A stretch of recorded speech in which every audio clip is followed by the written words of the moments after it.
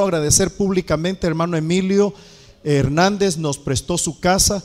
No he platicado con él todavía sobre cómo le dejaron los muchachos la casa, si hay que reconstruirla o algo por el estilo, pero él nos prestó su casa y ahí estuvieron durmiendo los muchachos en hamacas, pero fue una cosa preciosa. También quiero agradecer públicamente al doctor José y Marta Benítez, que son el equipo que me está ayudando a ministrar en la costa, junto con José Yopart, ¿verdad? Mientras yo me he estado recuperando de mis pulmones, ellos han hecho equipo conmigo. De hecho, ellos están ahora predicando cada domingo allá en la costa. Estoy agradecido con ellos y por supuesto agradecido con la congregación aquí, porque nos ha prestado estos miembros para que hagan la obra de Dios con nosotros allá. Ok, tenemos esta mañana también otra cosa emocionante, la presentación de Marvin Isaac Lara Fuentes, ¿verdad? Un pequeño bebé a quien voy a pedir que lo traigan, por favor, que su papá y su mamá, Marvin, pase por favor, y Norma, porque lo vamos a presentar delante del Señor a su precioso bebé. Qué bonito, ¿verdad? Está creciendo el campamento de Dios, hermanos. Así que si no es de una manera de otra, tenemos que comprar el nuevo local, ¿verdad? Porque esta gentecita viene con todo.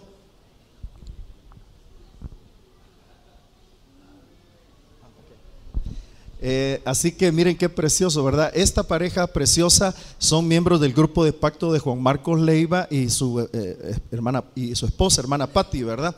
Así que qué lindo. Yo tengo en Marcos capítulo 10 una escritura en donde la Biblia dice, capítulo 10 del Evangelio de Marcos, versículo 13 en adelante, dice: y le presentaban niños a Jesús para que los tocase, y los discípulos reprendían a los que los presentaban. Viéndolo, Jesús se indignó y les dijo: dejad los niños, venid a mí, y no se lo impidáis, porque de los tales es el reino de los cielos. Luego dice: tomándolos en sus brazos, poniendo sus manos sobre ellos, los bendecía. Iglesia Campamento de Dios no bautiza niños, porque la Biblia no dice que haya que bautizar niños. Si la Biblia dijera que haya que bautizar niños, lo hiciéramos, pero no dice la Biblia eso.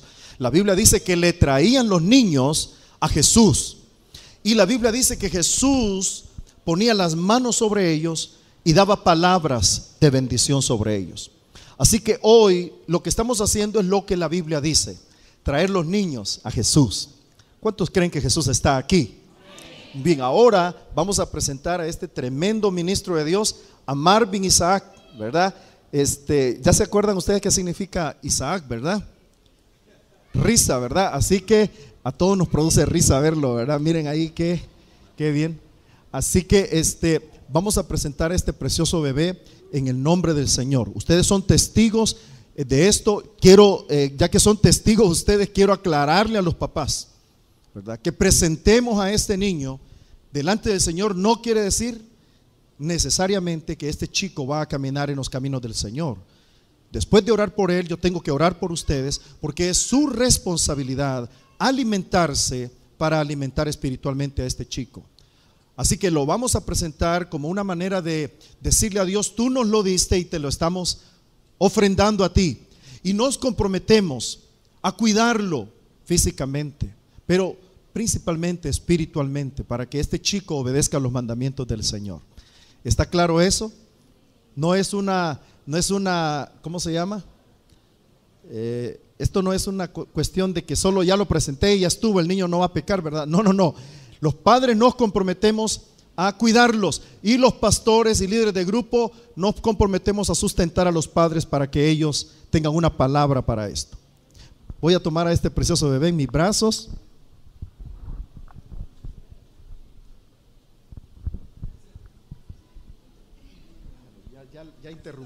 Ya interrumpimos ahí ya abrió los ojos, ¿verdad? Él es Marvin Isaac Lara Fuentes, precioso bebé. Y yo quiero decirles, hermanos, que yo como ministro de Jesucristo, ¿verdad? Como ministro de Jesucristo, delante de Dios y de ustedes como testigos, yo lo presento delante del Señor. Y quiero que se pongan en pie conmigo ahora. Y quiero que ustedes extiendan sus manos hacia Él Y tal como Jesús lo hacía, nosotros como una representación del cuerpo de Cristo vamos a bendecirlo ahora y vamos a profetizar sobre él. Gracias, Padre, porque esta mañana nos das el privilegio de ver a nuestros hermanos, a Marvin y a Norma, Señor, gozarse delante de ti por este fruto que les has dado. Estoy convencido, Señor, estoy convencido que, como su nombre lo dice, este niño ha traído alegría, felicidad a esta familia. Pero también estoy convencido de que no solo su nacimiento va a traer felicidad, sino que también, Señor, el desarrollo en su vida va a traer satisfacción a sus padres y a sus padres espirituales y a nosotros los pastores. Quiero declarar, Señor, que de la misma manera que Jesús crecía, Señor, en sabiduría, en estatura, en gracia para con Dios y los hombres, así, Señor, Marvin Isaac va a crecer y va a ser el deleite tuyo, Señor, y va a ser el deleite de su madre, va a ser el deleite de su padre, más de lo que lo es ahora. Te alabo, Señor, porque al igual que Isaac se convirtió en un tiempo de sonrisas y de felicidad para sus padres, estaba representando el milagro de la multiplicación, de la reproducción, de la producción. Así que yo creo que Marvin, Isaac también, Señor, es una señal de la productividad espiritual y material de esta familia. En el nombre maravilloso de Jesús. Amén.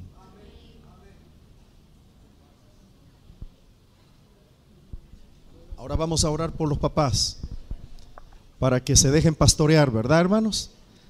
Ahí están Juan Marcos y Patricia, y yo quiero decirles que ellos van a ayudarles a ustedes a crear este precioso bebé. Oremos.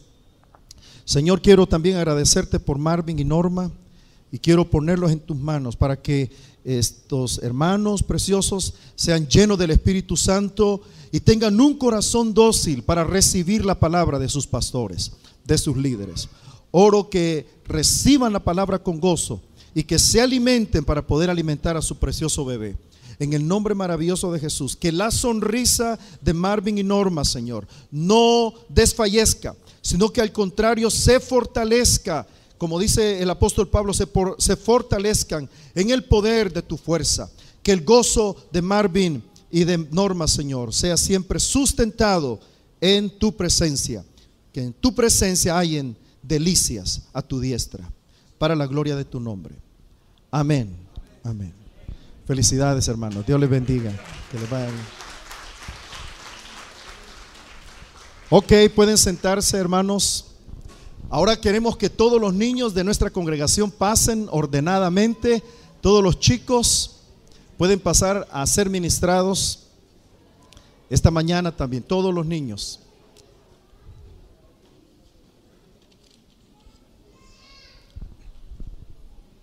Ahora nosotros vamos a abrir el libro de Apocalipsis capítulo 1.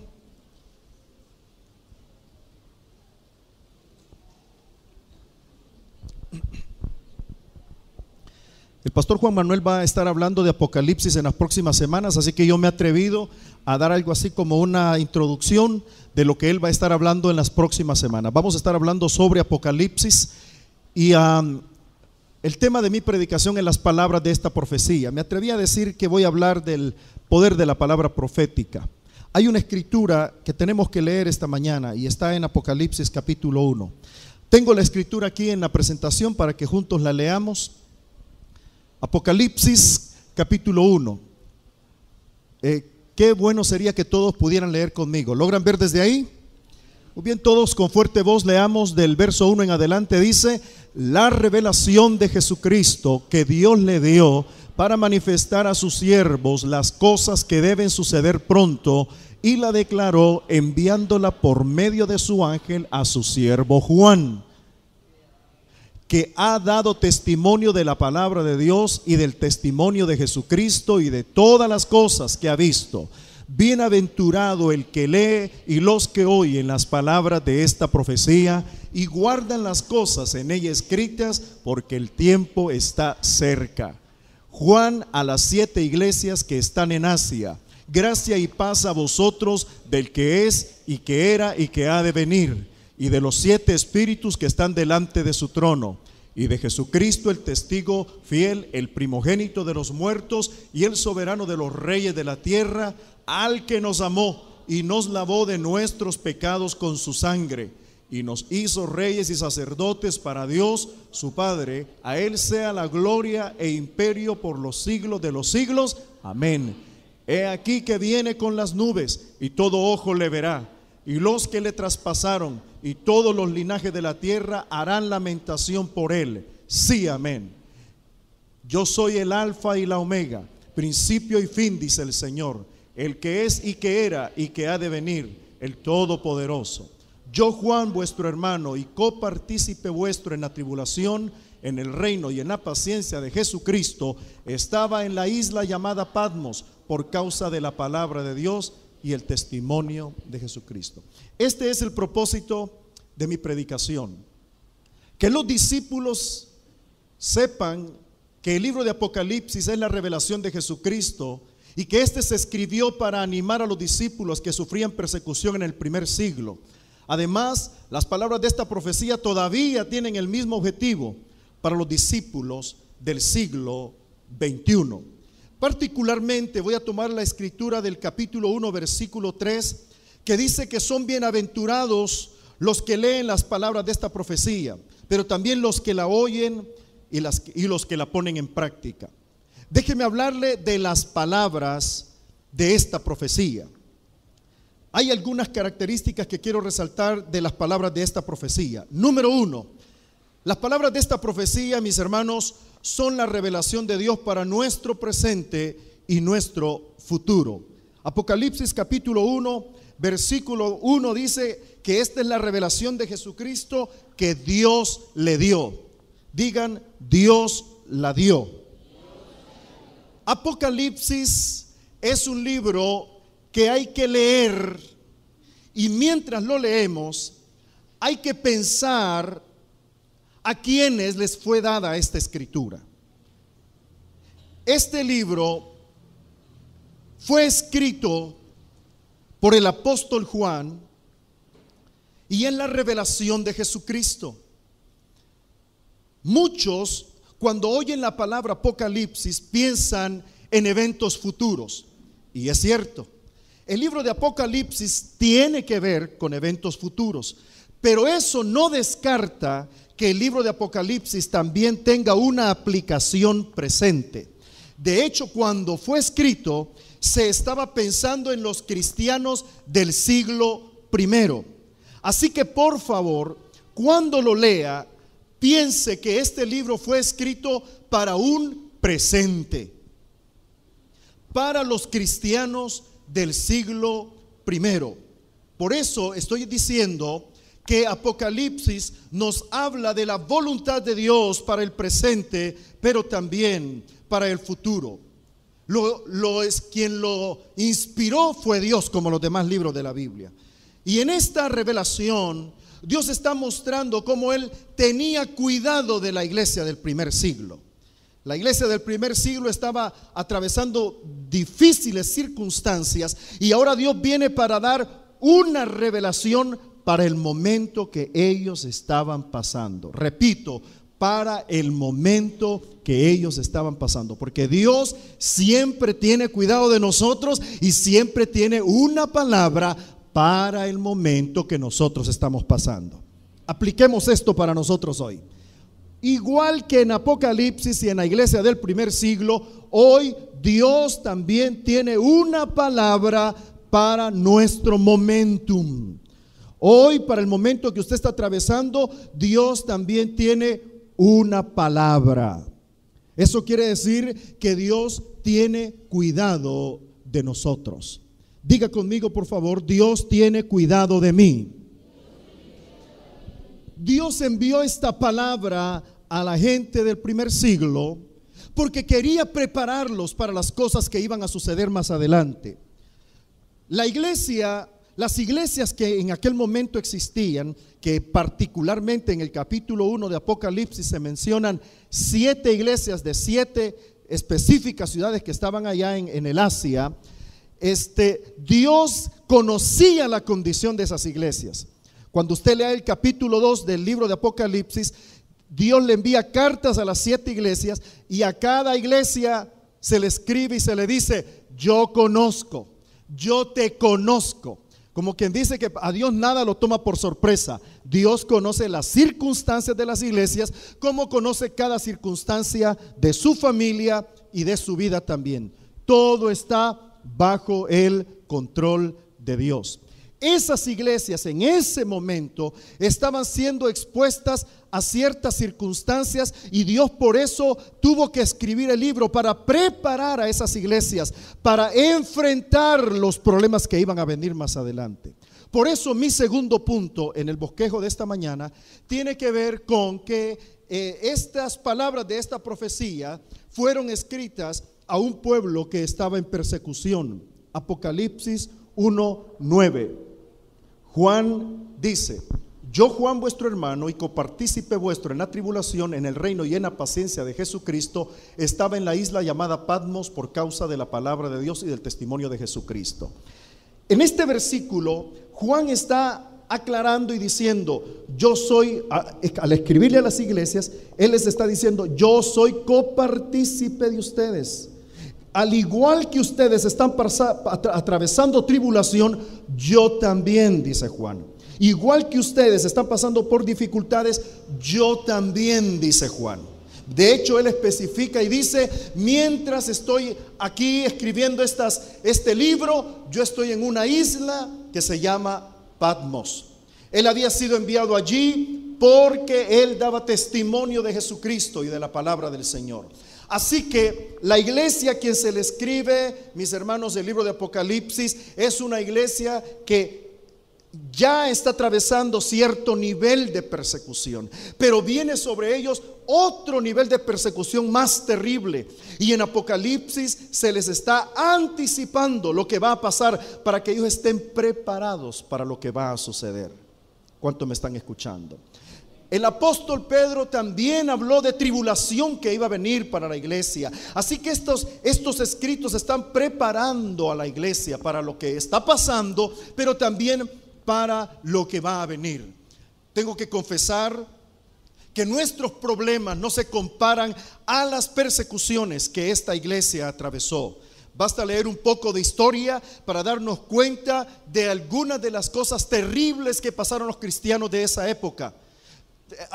De los años 60, 70, 80, 90 en adelante, sufrieron persecuciones en manos de emperadores romanos, hermanos, desquiciados, emperadores romanos literalmente fuera de sí, personas muy locas, muy malas. Y estos emperadores tenían planificado traer persecución para la iglesia. Así que Apocalipsis se convierte en un libro que da una dirección para la iglesia en el presente, pero los prepara para el futuro que va a venir.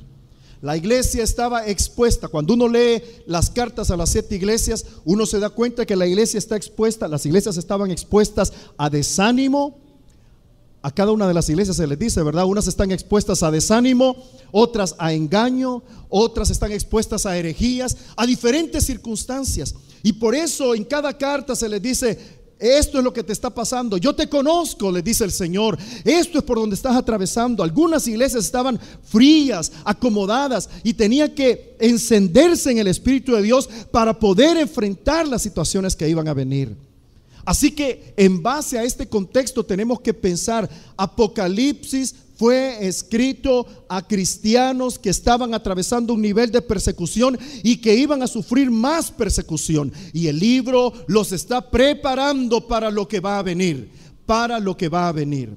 Así que pensando en eso, en que es una iglesia sufriente, Dios envía el último libro del Nuevo Testamento, lo envía como una revelación. Como una revelación. Ahora, el tercer punto de esta predicación es en el que más me quiero enfocar. De hecho, fue lo que impactó mi corazón y quiero transmitirlo tal como Dios lo puso en mi corazón. El tercer punto de mi bosquejo dice que las palabras de esta profecía son la revelación de Jesucristo. Son la revelación o hablan de Jesucristo. Quiero compartir algo que Dios puso en mi corazón.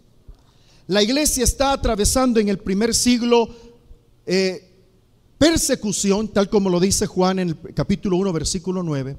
Y en momentos de persecución, hermanos, la tendencia es que nos desanimamos, entramos en crisis. Cuando tenemos problemas, ¿no es cierto que entramos en crisis algunos de nosotros? Cuando tenemos dificultades, algunos entramos en crisis de nuestra fe, entramos en crisis en nuestros valores cristianos, y ellos estaban atravesando por todo eso. Así que Dios lo sabía, y Dios iba a enviar una palabra refrescante para la gente de aquel entonces. ¿Cuántos han pasado por momentos de crisis en algún momento? Me da la impresión que algunos en este momento están pasando por situaciones difíciles. Con mucho respeto para los hermanos de la iglesia del primer siglo y para ustedes, sus problemas, hermanos, y los míos no se comparan a los problemas que ellos estaban pasando. Pero también, con mucho respeto para ustedes, tengo que reconocer que ustedes tienen problemas que los hacen sentirse débiles en algún momento. En el último mes he estado predicando en algunas campañas, en algunas iglesias aquí en El Salvador. Y mientras hemos estado aconsejando, me he topado con dos casos que atrajeron mi atención. Cristianos que se acercan para pedir consejería, pero han llegado a tal grado de decepción, de frustración, de desánimo, que literalmente me dijeron: ha llegado un momento en que yo he creído que Dios no está conmigo. He llegado a creer que Dios no existe, así como lo están oyendo. Y entonces, por supuesto, yo no estoy para juzgar a mis hermanos. Al contrario, me acuerdo de los momentos de crisis que yo he tenido. Y posiblemente usted se va a acordar de esto. ¿No es cierto que hay momentos en que pasamos por crisis en donde parece que Dios no está? ¿Cuántos han pasado por momentos cuando parece que Dios no está? Yo los he pasado. ¿Cuántos lo han pasado? ¿Pueden levantar la mano? Muy bien. Y uno ora y por alguna razón no logra escuchar a Dios. Uno lee la Biblia y tiene sus devocionales y por alguna razón, algunas veces no logramos ver a Dios en nuestra situación, en nuestra dificultad. Pues quiero decirle, si usted se siente así esta mañana, el libro de Apocalipsis tiene que ver con usted. Tiene que ver con usted, porque el libro fue escrito para animar a creyentes que veían a los emperadores, a los gobernantes políticos de aquel entonces, los veían como que ellos eran los que tenían el control. Así veían los cristianos a los emperadores, porque los emperadores estaban haciendo cosas tan terribles contra los cristianos. Les atribuían cosas que no eran realmente hechas por los cristianos. Por ejemplo, en la época del emperador Nerón, Roma, la ciudad de Roma fue incendiada. Hay historiadores que dicen que Roma se incendió porque una fábrica de aceite tomó fuego, y de ahí el incendio en Roma, ¿verdad? Pero Nerón tomó la decisión de echarle la culpa a alguien y le echó la culpa a los cristianos. Esto desató una persecución. ¿Sabían ustedes que Nerón era un hombre muy loco, verdad? Fíjese que la comunidad poética de ese entonces no lo aceptaba porque no tenía habilidades poéticas, pero él quería pertenecer a la comunidad poética de Roma, pero no lo querían aceptar los poetas porque no tenía las habilidades. Así que aún él hacía la fuerza, quería ser parte de la comunidad poética. Los historiadores dicen que cuando Roma estaba incendiada, él se fue a la azotea de su casa y desde la azotea de su casa se inspiró en el incendio que había para escribir, para hacer sus prosas. O sea, en una situación tan difícil, tan terrible, él solo viene y se inspira en eso para ponerse a hacer sus poemas. Por supuesto, después de eso, él echó la culpa a los cristianos y se desató una persecución. Casos como ese mismo emperador mató a su madre, mató a su mujer a puntapiés, no la vio muerta, así que mandó a sus soldados para que terminaran de matarla. En otra ocasión yo dije que Nerón, por ejemplo, para alumbrar el patio de su casa, tomaba cristianos y los ponía en estacas, les ponía gas, ¿verdad? Y los incendiaba y ya con eso él podía tener luz en el patio. Era un hombre desquiciado. Y tendría que hablar de otros emperadores. Los cristianos entonces veían a sus emperadores como que ellos tenían el control. Eso desanimaba a cualquiera. Eso hacía que cualquiera en su fe también tuviera sus declives. A gente así se le está escribiendo el libro de Apocalipsis. Y ahora el punto importante para mí es que en Apocalipsis queda clarísimo, según Apocalipsis capítulo 1 versículo 1, que Apocalipsis es la revelación de Jesucristo. Repito, Apocalipsis es la revelación de Jesucristo. Por favor, que quede grabada esta verdad en su cabecita, porque los evangélicos de esta época como que no hemos logrado interpretar bien el libro de Apocalipsis, y muchos hemos llegado a creer que Apocalipsis es el libro del anticristo, o el libro del falso profeta, o el libro de la bestia. No, de ninguna manera. Dice Apocalipsis capítulo 1 que ese libro es la revelación de Jesucristo. Ahora, ¿cómo lo entendemos? Lo entendemos cuando vemos el capítulo 1 y bueno, en cada capítulo, ¿verdad? En cada capítulo de Apocalipsis hay una revelación de Jesucristo. Me agrada a mí leer este libro, me encanta. De hecho dice la Biblia que hay una bienaventuranza leerlo. Me encanta porque ahora la gran idea de Dios es que su pueblo en medio de la persecución tenga una visión, una revelación de cómo es Jesucristo para ellos en ese momento. Solo en el capítulo 1 versículo 5 Juan recibe una descripción de Jesucristo. Hay 5 descripciones claramente. Se le llama el testigo fiel. Digan testigo fiel. Digan el primogénito de los muertos, el soberano de todos los reyes, al que nos amó, al que nos limpió, al que hizo de nosotros reyes y sacerdotes. Se puede imaginar ahora, los cristianos están atravesando por diferentes circunstancias difíciles y ahora ellos se preguntan: ¿dónde está Dios? ¿Dónde está Jesucristo que nos dijo que iba a regresar? ¿Dónde está en medio de esta crisis cuando los emperadores parece que tienen todo el control? Cuando todo parecía que estaba bajo el control de los emperadores, viene la revelación en el momento indicado. Juan anhelaba, deseaba esa revelación. Ustedes recuerdan, Juan había estado muy cerca del Señor. De hecho, él se había recostado en el pecho del Señor, había sido un amigo íntimo de Jesús, tenía una clara visión de Jesucristo, pero ahora él está en Patmos. Ahora él también necesita una nueva revelación de Jesucristo. Él la necesita. Lo habían visto resucitado, pero Jesús se fue y les prometió regresar. Ahora Juan está, como todos los cristianos, en un punto de persecución, de tribulación, y supongo yo que la pregunta es: ¿dónde estás, Señor? Que no te veo. ¿Dónde estás en medio de esta situación difícil que estamos atravesando? Y allí, en ese preciso momento, aparece Apocalipsis y viene y se revela a Jesús como el testigo fiel, como quien dice: Él es el testigo fiel. Si algo te prometió, Él te lo va a cumplir. El primogénito de todos los muertos, como quien dice: Él es el único que ha resucitado de entre los muertos, y por lo tanto, si Él resucitó, Él sigue estando vivo ahora. Él es el soberano de todos los reyes. No te preocupes si Nerón o Domiciano o cualquier otro emperador está. No te preocupes, Él sigue siendo el soberano de todos los reyes. Y de ahí siga usted leyendo Apocalipsis y las visiones que Juan tiene: su vestidura larga, su cinturón de oro, la boca que de una espada de doble filo que sale de su boca. Empieza Juan a tener una revelación de Jesucristo que motiva, anima y refresca a cualquiera que esté en medio de las dificultades. Juan entonces está ahora viendo a su Señor, como ya lo había visto una vez en el monte de la transfiguración. Porque en el monte de la transfiguración Juan, Jacobo y Pedro habían estado en el monte de la transfiguración. Ahí Jesús se transfiguró ante ellos y lo vieron resplandeciente. Ahora Juan lo está viendo nuevamente de la misma manera. Ese Jesús muerto y resucitado ahora se está revelando a Juan para decirle: sigo vivo, sigo teniendo control, sigo teniendo la soberanía. Por lo tanto, escribe para que la gente sepa que yo sigo estando en medio de ellos. Sus títulos: el alfa y la omega, el primero y el último.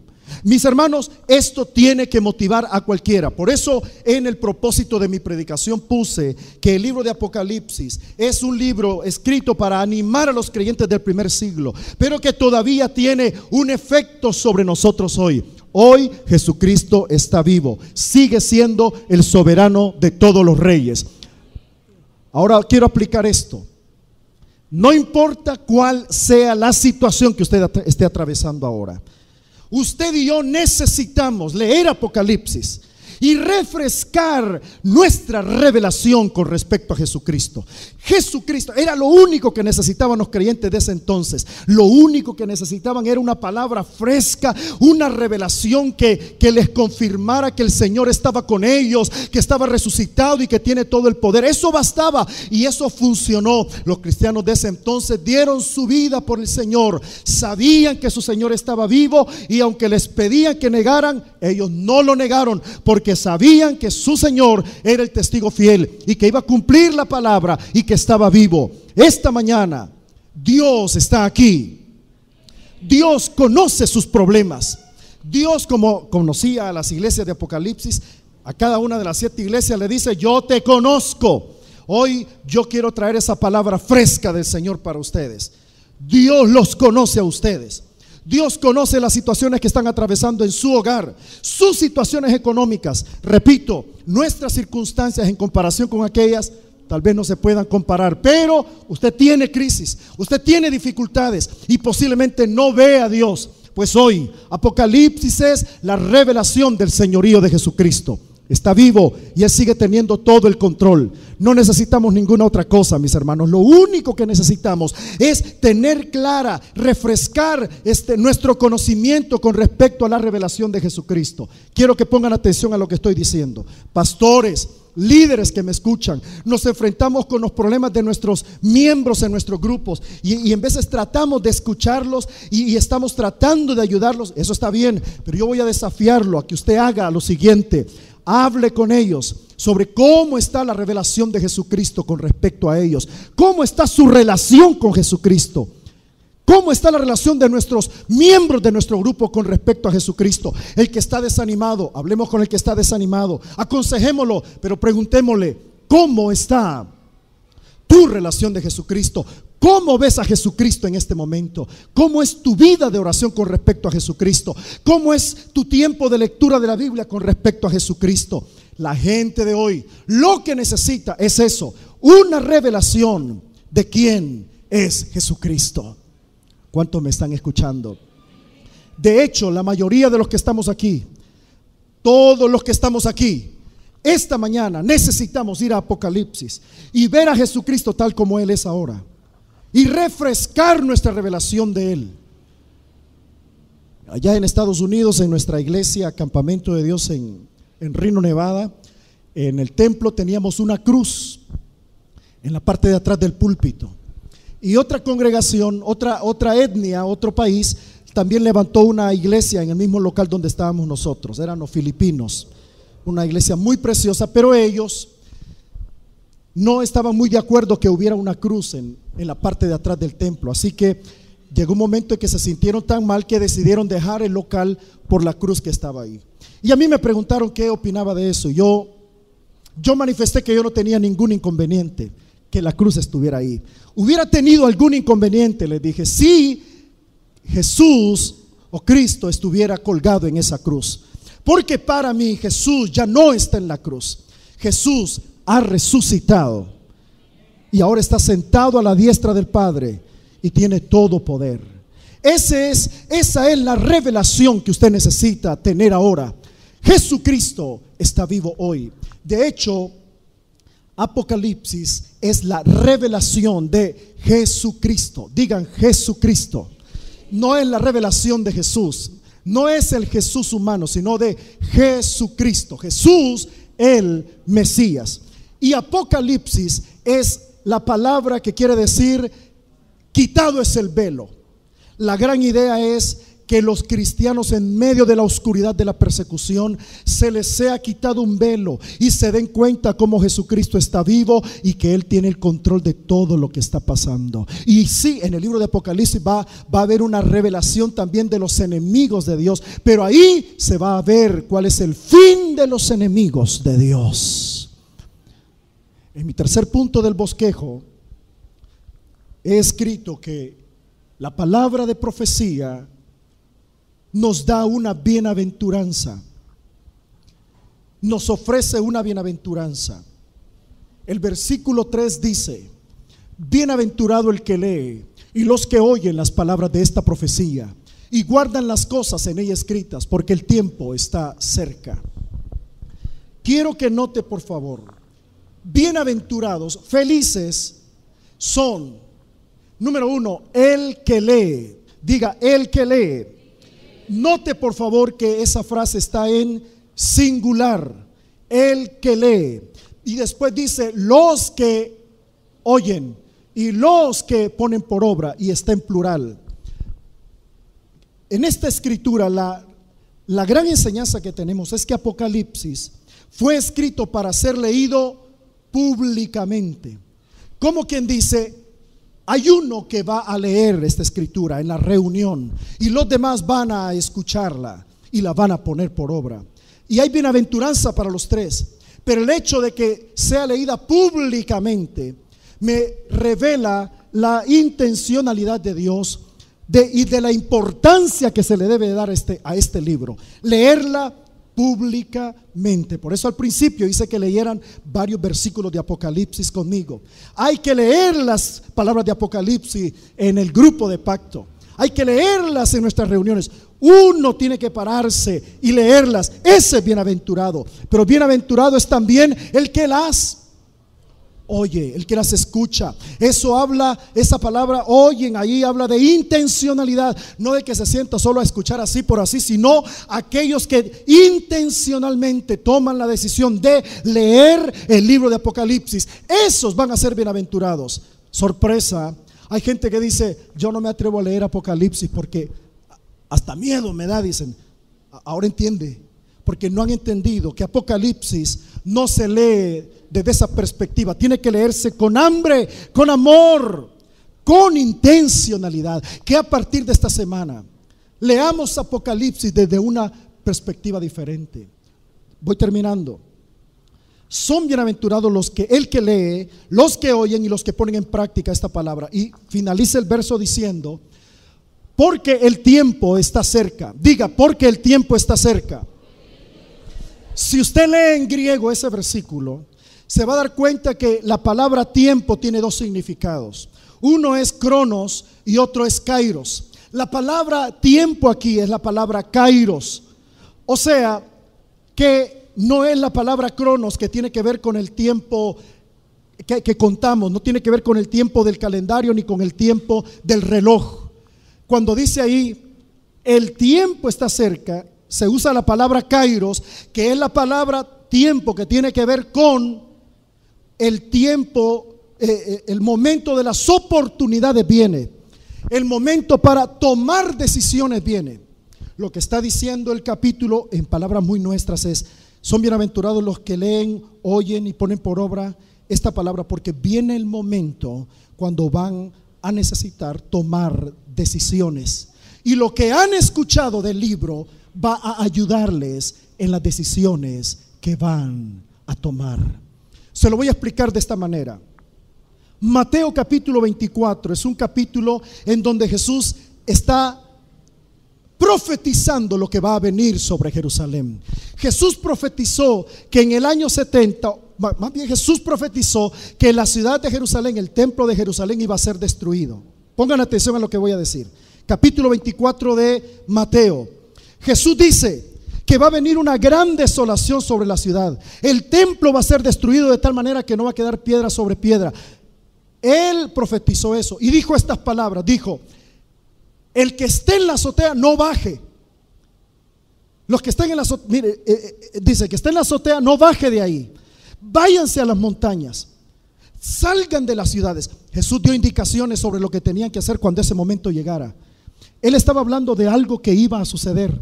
Tal vez no dio fecha, pero él estaba diciendo, viene un momento y ustedes tienen que escuchar lo que estoy diciendo, porque cuando ese momento venga, ustedes van a necesitar tomar decisiones.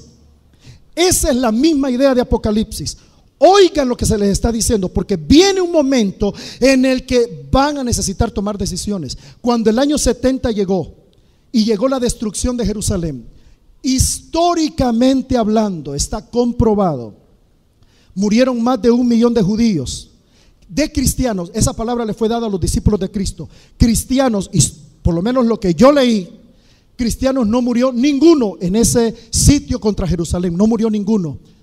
Y algunos historiadores dicen que los discípulos de Cristo en ese momento, cuando llegó el momento del sitio en Jerusalén, ellos recordaron la palabra que Jesús les había dicho. Él dijo: váyanse de la ciudad. Él dijo: váyanse cuando ese momento venga. Y tomaron la palabra de Jesús, la obedecieron y huyeron. Ni un cristiano murió. Judíos murieron, pero no cristianos, porque habían recibido la palabra del Señor. Es lo mismo de lo que está hablando aquí. Va a llegar el momento cuando va a venir dificultad, crisis, persecución. Por eso pongan atención a las palabras de Apocalipsis, porque en el momento que llegue, que no hay una fecha, en el momento que llegue el problema, ustedes van a necesitar recordar las palabras y tomar decisiones. Muy bien, ¿qué tiene que ver eso con nosotros? Tiene que ver mucho. Porque a todos aquí Dios nos está hablando.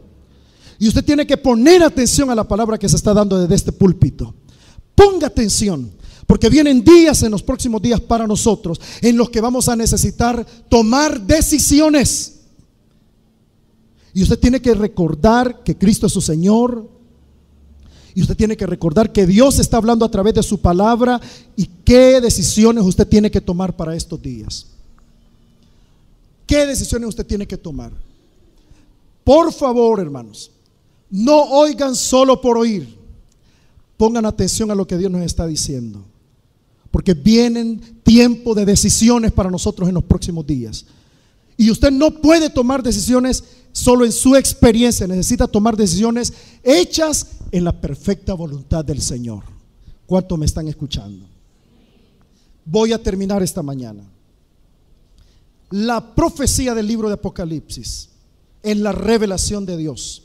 Es una palabra dada para cristianos en persecución. Habla de Jesucristo y nos da una bienaventuranza. Esta mañana quiero terminar afirmando su fe en el Señor Jesucristo. Quiero que tenga una clara visión de cómo está Jesucristo en este momento. Jesucristo hoy, este mismo mes de abril del 2012, sigue siendo el Señor sobre todo. Sigue siendo el Señor.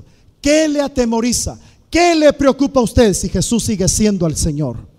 Al contrario, haga a partir de este día, haga de este día, de aquí en adelante, haga lo siguiente: compártale a otros esta gran verdad.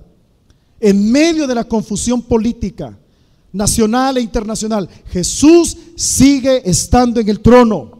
Tiene todo poder y por lo tanto todo control del mundo y de las cosas de nuestra vida, de nuestra familia, de nuestro hogar, de nuestra economía. Si usted ha perdido la visión con respecto a Jesucristo, yo lo desafío a que esta mañana lo vuelva a ver. Vuelva a ver a Jesucristo tal como lo revela la Biblia. Porque por eso es que muchos están desanimados, porque hemos dejado de ver a Jesucristo tal como Él es. No necesitamos otro mensaje. Cristo ha resucitado y está vivo. Póngase en pie conmigo. ¿Por qué no cantamos una canción que exprese el espíritu de esta predicación? Cantemos esta canción que pudo haberla cantado el apóstol Juan el día que recibió esta visión. Y quiero pedirle que hoy usted refresque su visión de Jesucristo. Anímese con estas palabras, cantando también esta preciosa canción. Cierren sus ojos.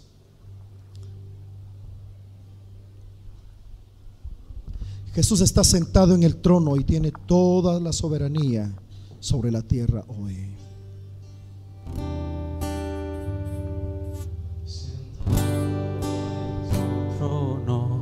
Vestido en majestad, su rostro resplandece como el sol. Los 24 ancianos postrados ante ti rinden sus coronas a tus pies. Rodeado de tu gloria y de tu esplendor, alzando mi alabanza, tu gloria mostraré.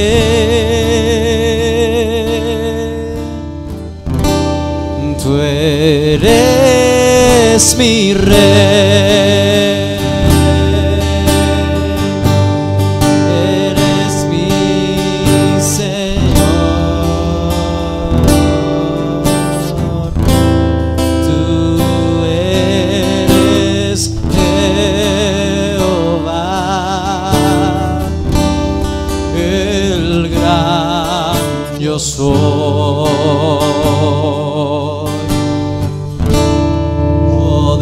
Poderoso Dios, príncipe de paz,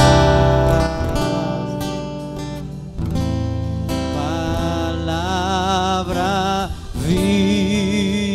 viva, mi libertador. Ahora levante sus manos, levante sus manos.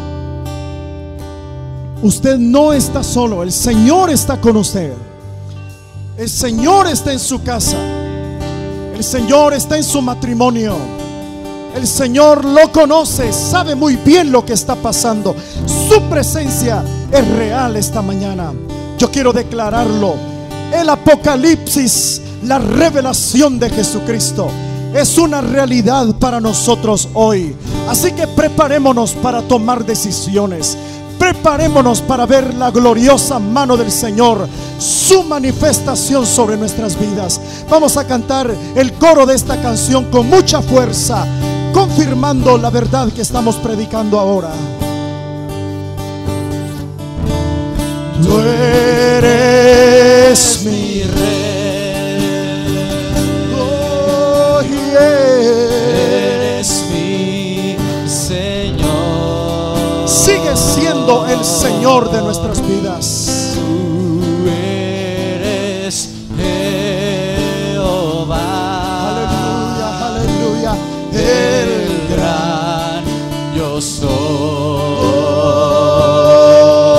Poderoso, Poderoso Dios, príncipe de paz, príncipe de paz. aleluya, aleluya. Palabra viva, mi libertador. Dígalo. Tú eres mi rey. Dígalo, sigue siendo mi rey. Eres mi Señor. Aleluya, aleluya, aleluya. Tú eres Jehová, Sí, Señor, sí, Señor. el gran yo soy.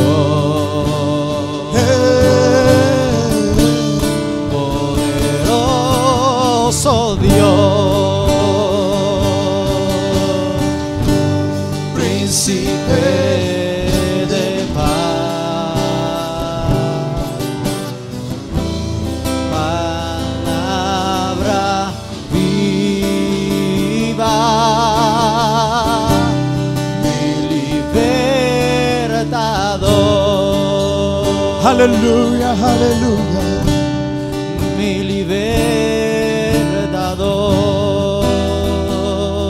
libertador, mi libertador. Señor, hoy vamos con la convicción en nuestro corazón que tú te has revelado abiertamente a nosotros, y estamos convencidos que esta semana va a ser una semana maravillosa, Señor, porque tú te has revelado a nosotros y contigo todo lo podemos, Señor. Así que gracias, gracias por refrescar nuestro ser interior con esta revelación de tu maravillosa presencia. Te alabo, Señor. Te alabo, Señor. Amén Amén. Siéntense, por favor.